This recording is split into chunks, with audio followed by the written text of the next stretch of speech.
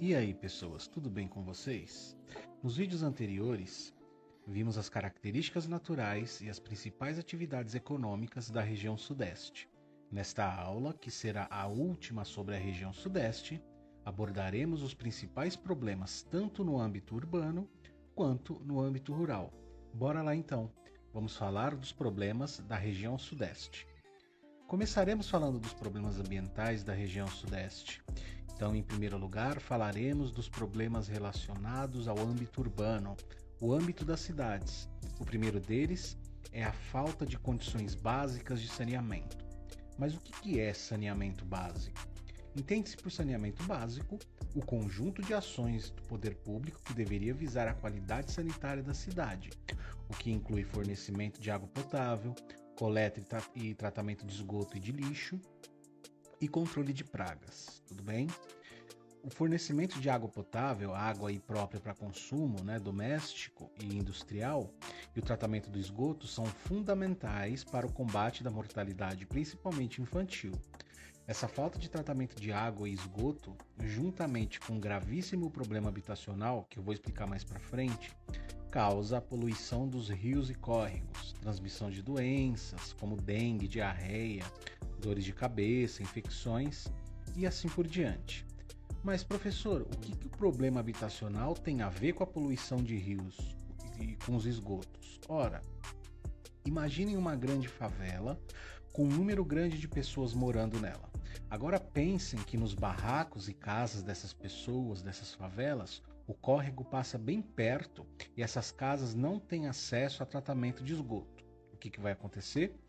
Todos os efluentes, guardem essa palavra, efluente significa esgoto, todos os efluentes, todos os dejetos então da casa serão despejados diretamente para os pequenos rios, que nós chamamos de córrego.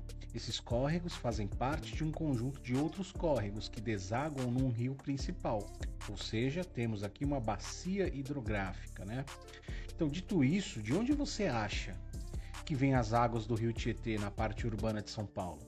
Quais os tipos e qual a qualidade de efluentes são despejados lá todos os dias? Uma grande quantidade. Então você percebe que o problema de poluição dos rios da cidade de São Paulo, por exemplo, e aqui eu estou pegando a cidade de São Paulo porque é o nosso contexto, o problema da poluição dos rios na cidade de São Paulo está ligado diretamente ao problema habitacional. Se existem pessoas que ocupam espaços, é por necessidade e por não terem condições dignas de moradia. Essas pessoas produzirão lixo e esgoto também, obviamente. É importante então destacar que se houvesse moradia para todos, e isso está previsto na nossa Constituição, no seu artigo 6º, os problemas ambientais ligados a esgoto e poluição de rios ele seria diminuído. Com isso, a transmissão de doenças, ratos a céu aberto e o consumo indevido de água seria atenuado. Outro problema grave também dos grandes centros urbanos são os lixões a céu aberto e os aterros sanitários. Dá uma olhada na quantidade média de lixo produzido por habitante no Brasil. E aqui há que se tomar um cuidado muito grande, principalmente em se tratando de um número médio. E por que eu falo isso? É importante lembrar que mais de 100 milhões de pessoas, isto é, um pouco mais da metade dos brasileiros, vive com R$ 413 por mês. E o que isso quer dizer? Se esse é o valor em que mais da metade da população brasileira vive, e isso nos diz que muitas pessoas inclusive, não têm o poder de compra e as condições financeiras necessárias de manter um estilo de vida consumista. Então, com R$ 413 por mês, você não compra alimentos processados como bolachas, Toddy, refrigerante, lasanha, macarrão, salsicha e assim por diante. Por que eu estou falando desses produtos? Porque esses produtos têm suas embalagens que são descartadas e geram uma quantidade de lixo muito grande.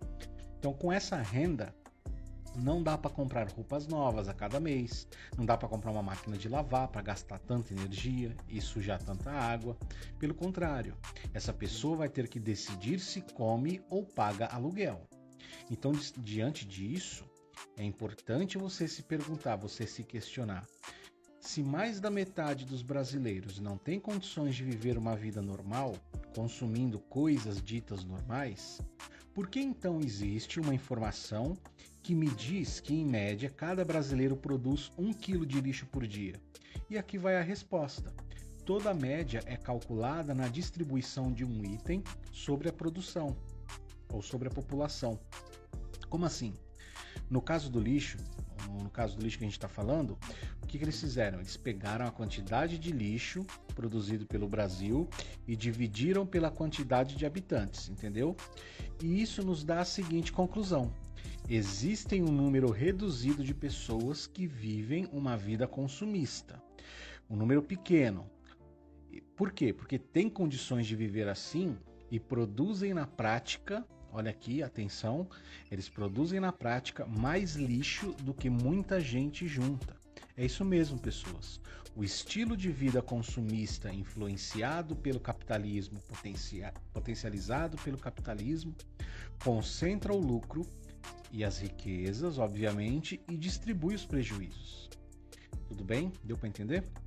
Então, seguindo com os problemas, temos também a degradação dos solos nos grandes centros urbanos, sobretudo nas cidades de São Paulo, Santos, Rio de Janeiro e Belo Horizonte, seja pela impermeabilização ou seja pela retirada da cobertura vegetal.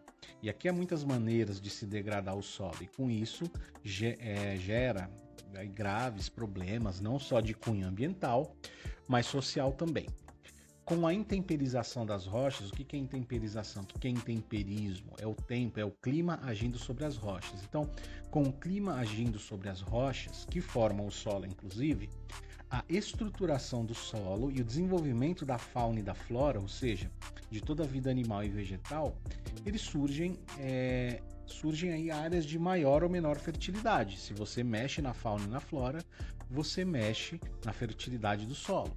Assim como você mexe na fragilidade do solo. Então o solo fica mais frágil à degradação dependendo da quantidade de cobertura vegetal que você tira dele. O que é cobertura vegetal?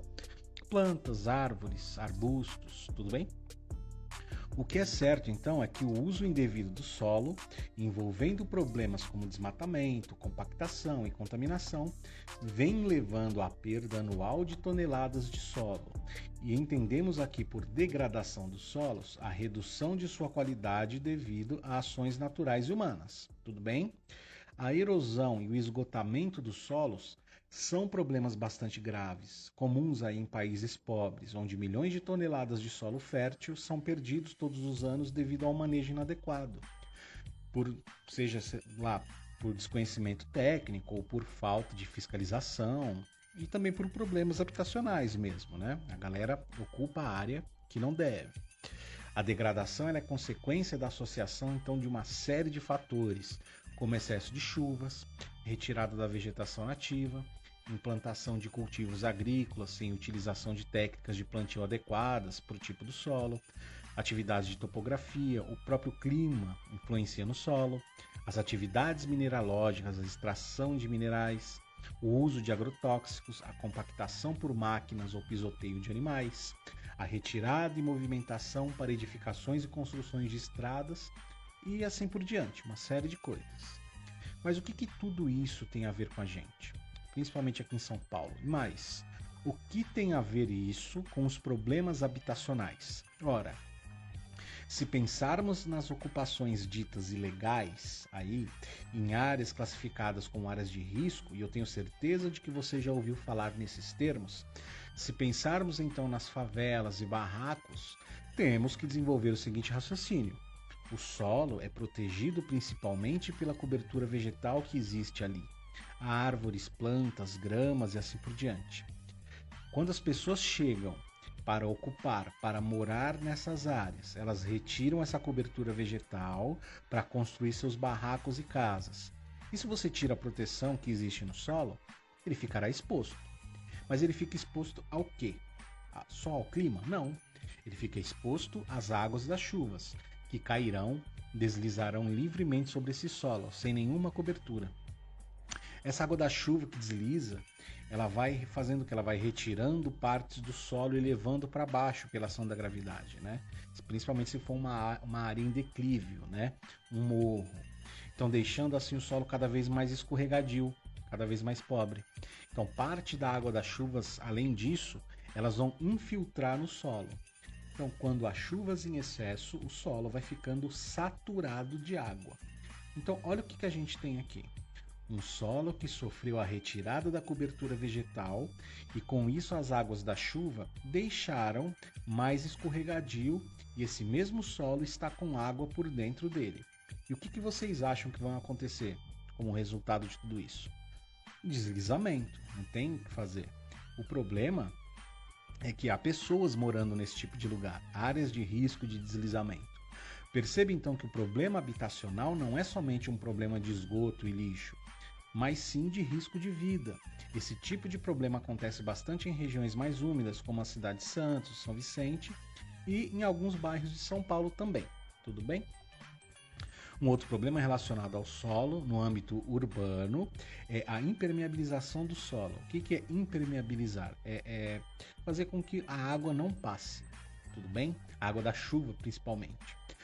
A impermeabilização do solo está ligada principalmente ao asfaltamento das cidades, né, na construção e pavimentação de ruas, avenidas e estradas. Temos que ressaltar que a cidade de São Paulo ela tem uma característica muito peculiar. Nós temos inúmeros rios subterrâneos, ou seja, quando a água das chuvas cai no asfalto, ela não se infiltra no solo. Pelo contrário, ela escorre e corre diretamente para os bueiros e cai nos rios subterrâneos que a gente tem. E o que acontece num curto espaço de tempo? Enchentes. Somado a isso, existe a grande quantidade de lixo jogados pela população nos córregos. Outro ponto importantíssimo a se falar, além disso, é a poluição do ar. E aqui temos que fazer uma distinção essencial nos atores poluentes. Tá? Quem são os atores poluentes? Nós, indivíduos, e as indústrias, a atividade industrial. As indústrias emitem gases como dióxido de enxofre e dióxido de nitrogênio no ar, gases que poluem muito, em maior quantidade em relação à população. Só que a gente não pode deixar de destacar que as pessoas, principalmente da cidade de São Paulo, Rio de Janeiro, Belo Horizonte, Guarulhos, essas cidades maiores, contribuem para a poluição atmosférica com seus automóveis. Quanto mais carros circulando, mais dióxido de carbono lançado no ar. E isso pode acarretar em doenças e traumas respiratórios a longo prazo. Como você pode ver aí nessa imagem, né? Quais são as consequências e quais as pessoas que mais correm esse tipo de risco? A poluição ambiental vai também acelerar o processo de formação das ilhas de calor. As ilhas de calor, o que são ilhas de calor, né? Como você vê aí nas imagens, as ilhas de calor elas acontecem pelo alto grau de urbanização e quantidade de concreto e asfalto. Então, como que funciona? Os raios solares batem no asfalto, certo? Qual que seria o movimento natural do raio? Refletir, né? Ele bate no asfalto e subiria. Só que o que acontece? Pela poluição ambiental, pela poluição das cidades, né? Esse raio de sol ele fica retido, ele não reflete. Então o que acontece? Ele se transforma em calor. Então, uma consequência da ilha de calor é o aumento da sua temperatura. Então, nas áreas mais urbanizadas, principalmente nas cidades dos países subdesenvolvidos, é o aumento de temperatura nas suas grandes cidades. Tá? Uma consequência também da ilha de calor é o aumento da quantidade de chuvas, pois o nível de evaporação das águas ele é mais alto e mais rápido, né? Devido às altas temperaturas. Tá? Tudo bem? Então, se você tem esses gases estufa e tóxicos sendo emitidos diariamente no ar, os raios de sol não conseguem ser refletidos. Então, quando eles batem no asfalto, ou seja, eles se transformam em calor e fica preso no ar, deixando assim a temperatura mais quente. Tudo bem? E com isso, pessoas, é importantíssimo fazermos uma relação aqui. Se as ilhas de calor fazem acelerar as chuvas, quer dizer que choverá mais. E chovendo mais, ocorrerá mais enchentes e mais deslizamentos de terra, onde o solo teve aí a sua cobertura vegetal retirada. E por consequência, já sabemos, pessoas perderão as casas, seus pertences e até suas vidas. É um problema estrutural. Tudo bem? Bom, falamos então dos problemas ambientais que mais ocorrem na região sudeste. e em relação às áreas urbanas. Claro, agora falaremos dos problemas ambientais em relação às áreas rurais. Começamos falando pelo empobrecimento e contaminação dos solos. O agronegócio ele é responsável por grande parte da degradação do solo, principalmente pelo uso de defensivos agrícolas. Os defensivos agrícolas são substâncias químicas usadas para a proteção das plantas aí, em relação às pragas, os insetos, né, que podem comer e acabar com as plantações. O problema é que essas substâncias acabam entrando em contato com o solo e quando chove, a água se mistura com a substância química e se infiltra no solo, causando sua contaminação. E parte dessa água percola até os lençóis subterrâneos de água, causando a contaminação de boa parte da água que abastece as casas da zona rural. Tudo bem? Outro problema é a monocultura, que é a plantação de um único tipo de semente de planta também em grande escala. Isso vai empobrecer o solo. Nessas horas temos de valorizar o pequeno produtor rural, o agricultor familiar que produz seus alimentos organicamente e que é responsável por grande parte da comida que chega às nossas mesas. Outro problema a se destacar é a atividade mineralógica, que além de destruir qualquer tipo de possibilidade de reflorestamento, o solo, pela extração de minérios de ferro, fica totalmente prejudicado. Tudo bem? Vamos lembrar onde acontece essa atividade mineralógica extrativista? No quadrilátero ferrífero, que a gente tratou a aula passada, né? Em Minas Gerais. Tudo bem? Passamos agora, pessoas, para os problemas socioeconômicos. Começaremos pelo ambiente urbano e o primeiro problema a se destacar socioeconomicamente nas grandes cidades da região sudeste, e que fique claro que isso também acontece nas outras cidades do Brasil, é o problema de habitação, juntamente com o de segregação espacial ou segregação socioespacial. Como assim? O problema de habitação, sobretudo em São Paulo, só para a gente entender, e no Rio de Janeiro também, tem a ver com o êxodo rural. O que é o êxodo rural? Das décadas de 1950 até a década de 70, houve no Brasil o maior movimento de pessoas sem nenhum conflito, o chamado êxodo rural. O êxodo rural foi a saída das pessoas do campo para a cidade. O que causou essa saída foi a modernização no campo. As máquinas e tecnologias simplesmente substituíram o trabalho humano na agricultura. E essas pessoas, como não tinham terras, se viram sem saída e migraram para as cidades. Lembra que na aula passada eu mencionei que principalmente a cidade de São Paulo tinha recebido as grandes empresas internacionais e nacionais e assim começou um processo de industrialização? Então, essas indústrias necessitavam de mão de obra barata e pouco qualificada para fazer o que chamamos de trabalho pesado, trabalho braçal. Portanto, essa galera do campo migra para as cidades em procura de emprego para sobreviver. Então, essas empresas compram essa força de trabalho. Essa galera vem da onde? Principalmente do Nordeste. Tudo bem? Ocorre que isso gerou um crescimento urbano descontrolado e não planejado. As pessoas começam a chegar aqui aos montes e foram se instalando onde dava. É aí, no processo do êxodo rural, que começa o desenvolvimento das favelas e periferias na cidade de São Paulo. Então, as favelas e periferias que vemos hoje são resultado da aglomeração populacional causada pelo êxodo rural, que foi causada pela substituição do homem pela tecnologia no campo. Tudo bem? Tá, professor, e atualmente, como é que está isso aí? Bom, atualmente, além das favelas, temos a periferia como dormitório de mão de obra farta e barata. Onde você acha que moram as empregadas domésticas, os motoristas de ônibus, os padeiros, os pedreiros, os instaladores de TV a cabo e até mesmo os professores, em sua grande maioria? Nas periferias. E nas periferias tem os mesmos equipamentos culturais das regiões mais ricas, como teatro, biblioteca, cinemas, barzinhos? Claro que não. Obviamente que não. Logo, há um déficit então de áreas. O que é déficit? Lembra? Falta. Há um déficit, há uma falta de áreas de convivência social. Portanto, uma seleção econômica dos espaços, uma segregação do lazer. O que seria segregação? Segregar é isolar, é deixar de lado. Ou seja, nesse contexto, os locais de lazer e entretenimento nas cidades não têm um acesso democratizado. Não são todos que conseguem acessar, mas ele é selecionado por quem tem maior nível de acesso, quem tem mais grana. Você quer um exemplo disso? Experimente ir qualquer dia, obviamente, depois que passar essa pandemia, experimente ir a um shopping de luxo de São Paulo e você verá a diferença de ambiente. Até as lojas não são as mesmas, e isso sem contar com o aumento da população em situação de rua. Outra característica problemática da região sudeste são os transportes. Basicamente, o transporte público, né? O transporte público ele tem apenas aí uma finalidade funcional: transportar força de trabalho para as empresas e de volta para casa no fim do dia. É isso, tudo bem?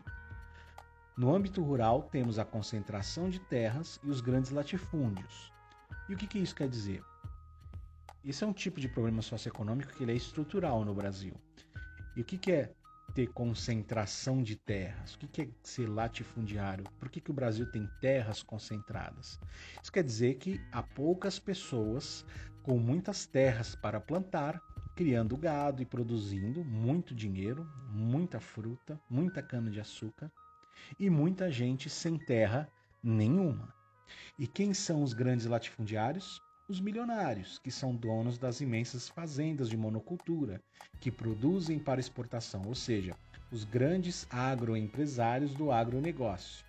Nesse sentido, então, temos uma antiga disputa entre latifundiários e produtores familiares. Os latifundiários, os donos de fazendas, eles recebem isenções fiscais e incentivos financeiros do governo. Já os agricultores familiares sofrem para poder ter acesso a um mínimo de tecnologia para produzir e plantar. Tudo bem? Bom, pessoas, finalizamos aqui alguns dos principais problemas socioeconômicos, né? Econômicos, sociais, ambientais que envolvem a região sudeste. Tudo bem? Muito obrigado pela paciência e até o próximo vídeo.